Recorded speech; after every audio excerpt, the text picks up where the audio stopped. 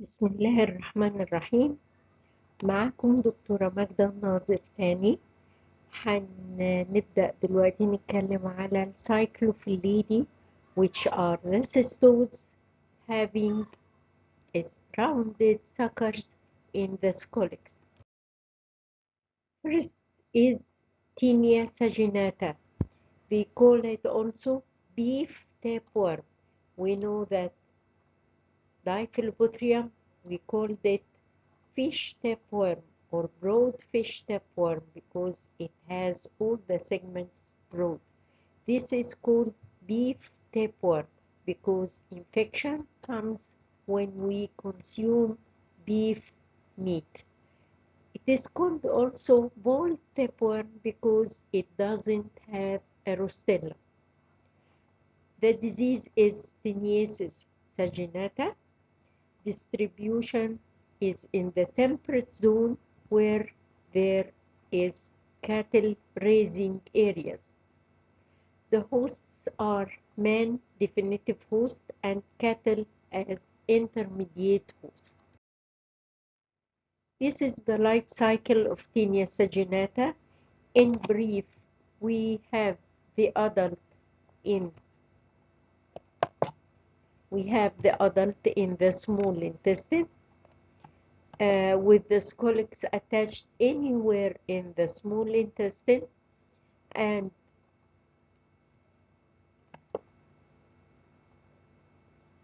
either the gravid segment having the uterus full of eggs, or the eggs itself is the eggs themselves are present in stool.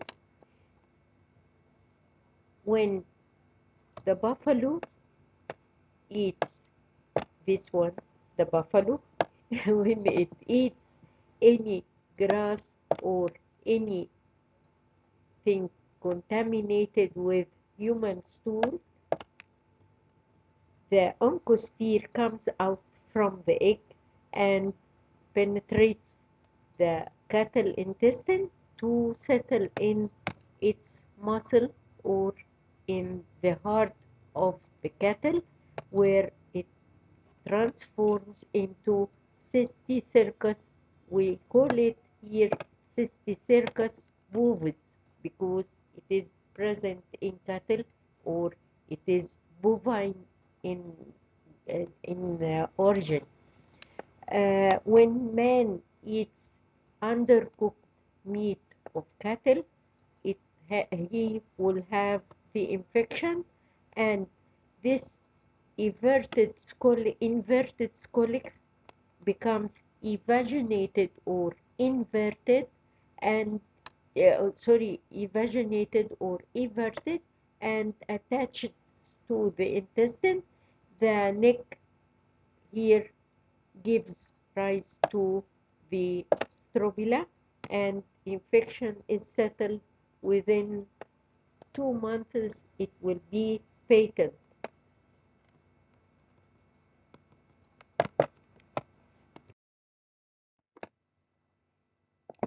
This is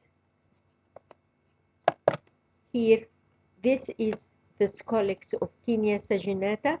We see here there is no rostellum coming in this area, and these are the 4 suckers which attach to the intestine.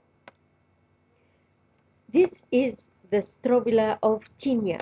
The strobila of tinea here is long, but we can't see here but the segments, but here we can see the segments which are longer than broad. These are the gravid segments. The mature segments are either squarish or they have they are somewhat elongated or squarish in size.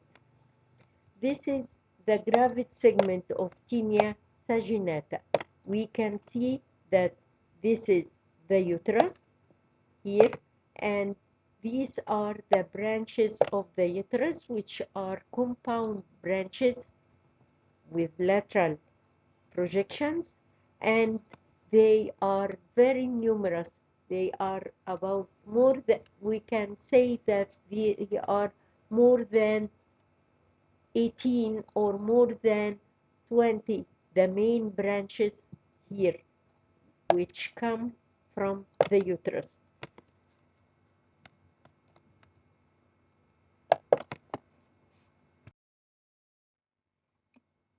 These are the eggs of T.saginata.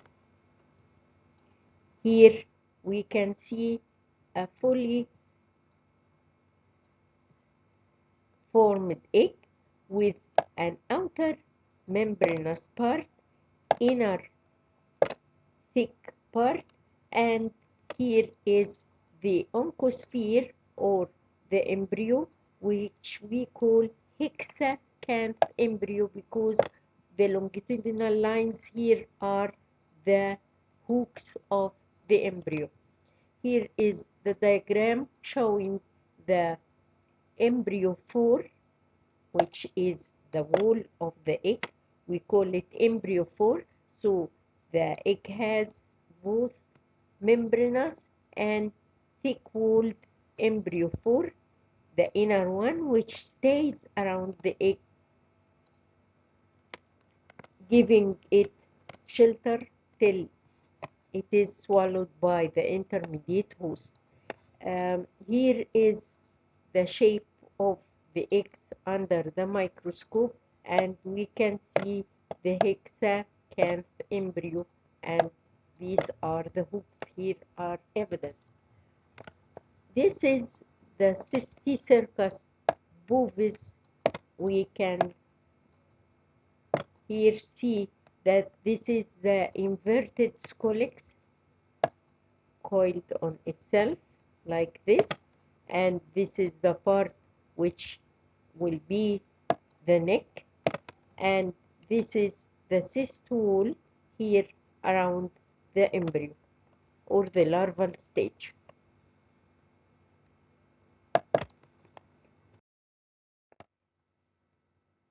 Concerning pathogenicity of T.saginata, the intestinal disturbances, because the worm is very long, very big, taking nutrients from the patient and causing irritation by its movement.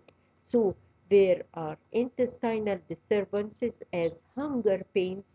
The patient feels hungry all the time because he doesn't have any nutrients. There is also indigestion, abdominal discomfort, sometimes diarrhea due to intestinal irritation, or constipation because there is no nutrients coming out, can occur due to the presence of a large worm in the intestine. There is loss of weight, multiple vitamin deficiencies because deprivation of nutrients from the host. Also, sometimes there is intestinal obstruction, which is very rare because, alhamdulillah, the patient won't have either one or two worms only. This ribbon-like worm doesn't obstruct the intestine. Diagnosis is by finding the gravid proglottids in the feces. The gravid proglottids can pass out through the anus by its wormy movement without defecation. This is characteristic of T.saginata. Their eggs may be found in the feces because they come out from deranged proglottids in the feces. So we can find either the gravid segment or we can find the eggs in the feces. It is very obvious and it is large about the بتبقى قد عقلة الصباع تقريبا single في أغلب الوقت وبتبقى الناس بتقول إن ده بتطلع منه حتت حتت كده زي حتت من الدودة نفسها. وبيعرفوها كويس قوي، وبيبقوا جايين علشان ياخدوا التريتمنت بتاع التينيا. التريتمنت is niclosamide 4 tablets chewed at the morning, and they are chewed all together 2 by 2, and then the patient drinks a lot of water and waits for the worm to come out. Prevention and control is by proper cooking of meat. Concerning Taenia solium, we call it solium, means it is only or lonely worm present in the intestine. There are, as we say, no multiple worms inside the intestine of Taenia, only 1 or 2. The worm doesn't multiply in the intestine, but it makes proglottids as a chain. We call it pork tapeworm because the infection comes from consuming pork meat. Here is a comparison between Taenia solium and T.saginata. Concerning the length, the number of proglottids, all are less in Taenia solium than T.saginata. The scolex has 4 suckers here and there. Also, the scolex is lesser in size in Taenia solium. The rostellum is present in Taenia solium and has about 22 to 32 hooks. It is absent in T.saginata. Concerning the mature proglottids, are really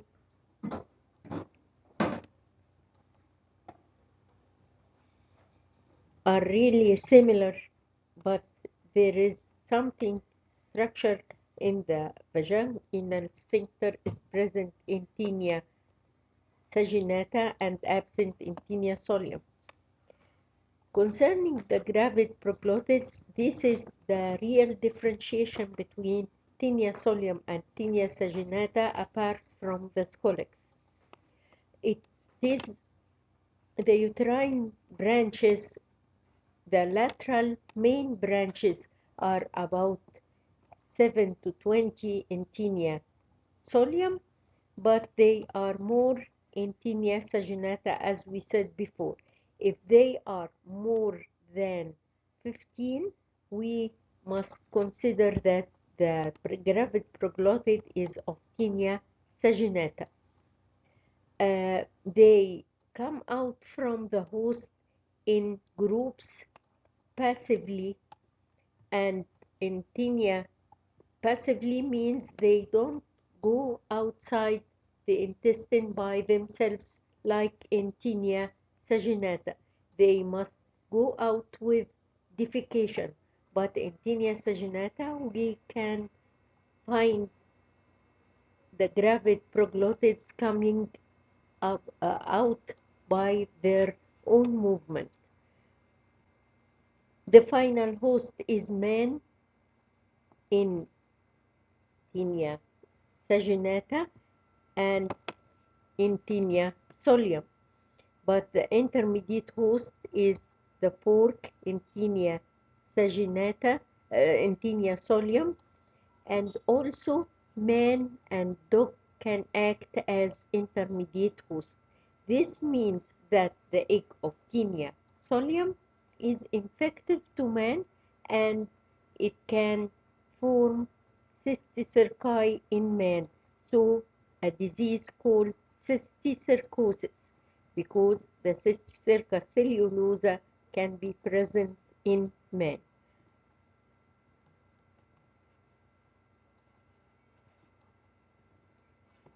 We also see here that the localization of the adult tinea is in the duodenum concerning tinea solium, but in the ileum concerning tinea saginata.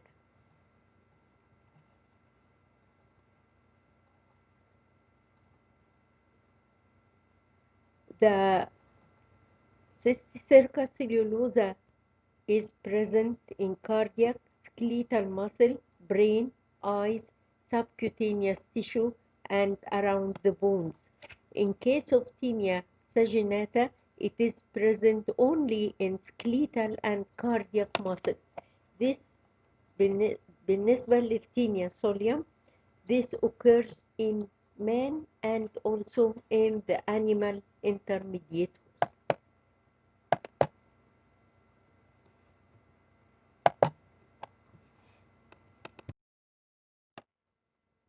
This is the life cycle again of tinea. Even tinea saginata or tinea solium have the same life cycle. But we must consider that tinea solium is infective to man. This is the morphology of tinea solium. We have here the scolex with the hooks in the rostellum.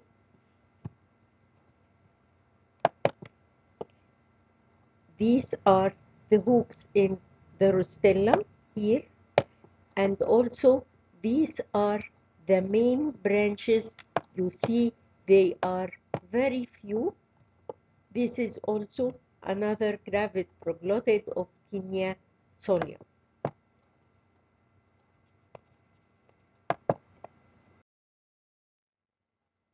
Pathogenesis. Adult worms have the same pathogenesis as in tinea saginata, a big worm competing with the host for their feeding. So there is also some nutritional deficiencies and also hypoproteinemia because the worm deprives the host from his good food. Infection, the other important issue for tinea solium is the disease Cysticercosis. This is very important. Cysticercosis occurs to the people who are in the pig raising areas. Infection is either by external auto-infection, hand-to-mouth infection from the same patient or from other patients, because hand could be soiled with the eggs of tinea solium during defecation and improper washing of hands afterwards. Also from soiled vegetables when people use the human excreta as manure. Also, there is internal auto-infection from the same patient to himself internally when the eggs pass back to the stomach with antiperistalsis during vomiting or anesthesia. This is very important because when we give treatment for tinea solium, we mustn't give any purgatives or and we give also antiemetic to propel the worm safely and make it go outside without vomiting of the patient.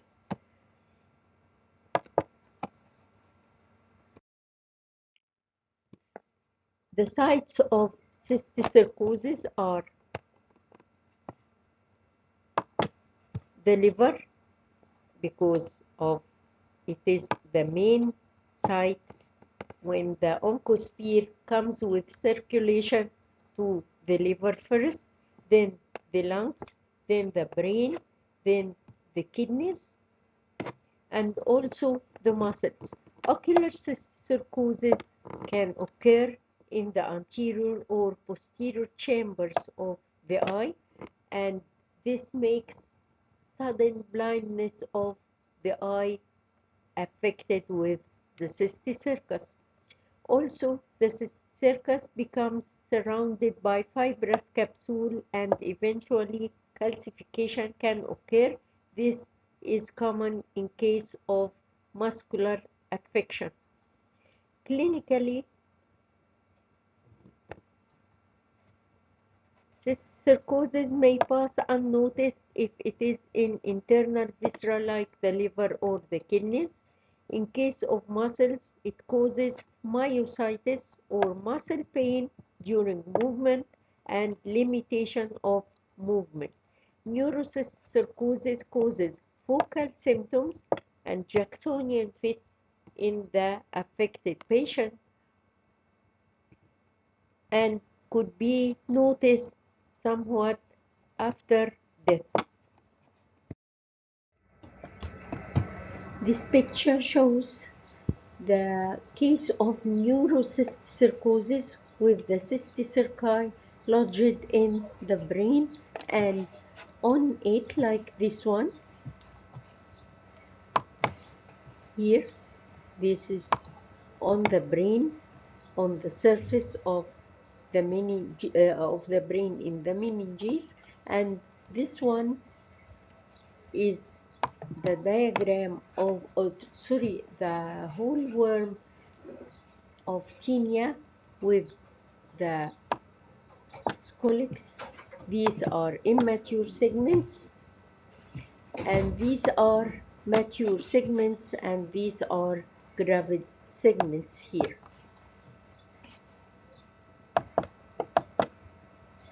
This is a case of cysticercosis in the eye, and it is obvious in the anterior chamber here. This is the cysticercus inside the eye behind the cornea, and usually this obliterates the pupil and makes the patient sees with one eye only, and it is sudden loss of vision in the eye. And here it is an easy case, because if the patient goes to the doctor, he can remove this cysticercus from the anterior chamber easily and regains vision and regains health.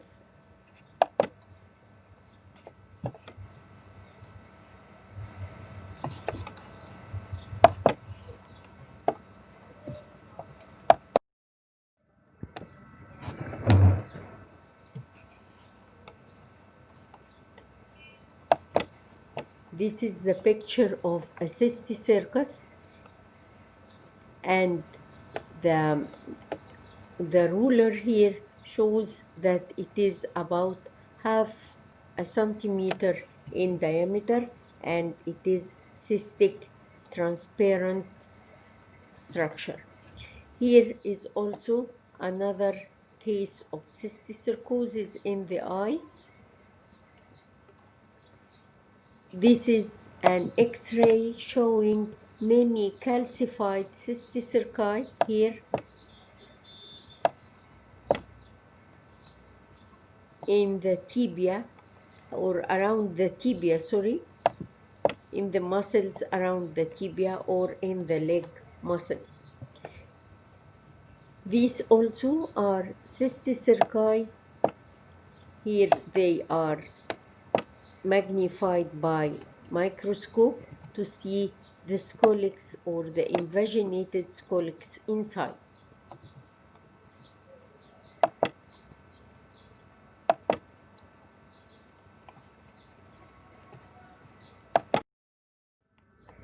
Diagnosis of T.saginata is by finding the adult worm as in T.saginata through the presence of the gravid segments in stools, but not coming out by themselves like in T.saginata. In case of cysticercosis, diagnosis is either by finding the cysticercus as we see in the eye, it is very obvious, or also by X-ray or by by using CT or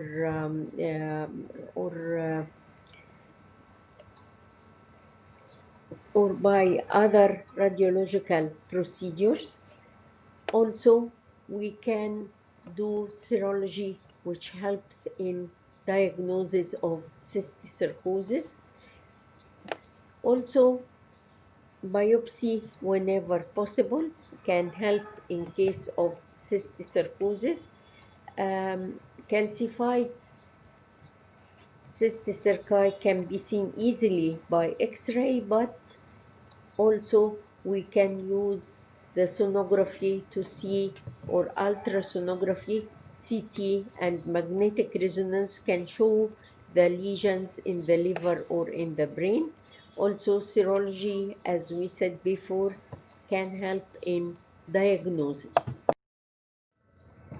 Treatment: the adults in the intestine are treated by niclosamide plus antiemetic drugs. This antiemetic drug can help in prevention of cysticercosis. In case of cysticercosis, we use another drug which can penetrate the brain barrier, which can be in the circulation because niclosamide is not absorbed from the intestine.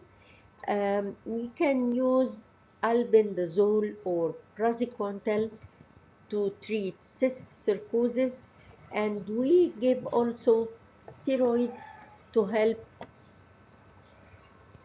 remission of the inflammatory process in case of death of the cysticercus.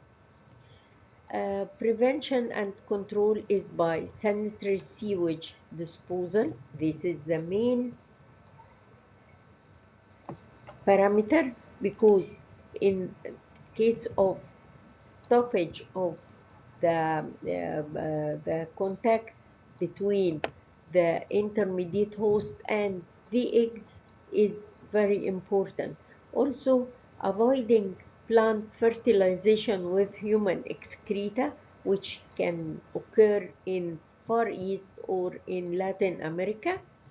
Also, proper inspection of restaurants and food handlers as well as slaughterhouses for the presence of cysticerci in the meat they use. Also, cooking meat for enough time to kill cysticerci, or freezing at minus 10 degrees for 5 to 10 days can also kill cysticerci which are present in meat.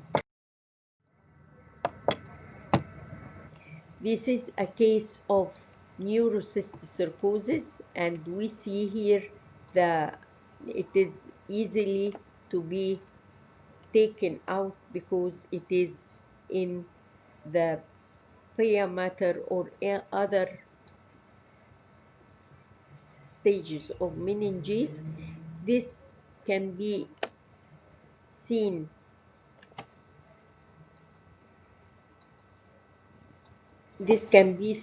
and picked out by the surgeon, but it is very dangerous to do so, as we know before.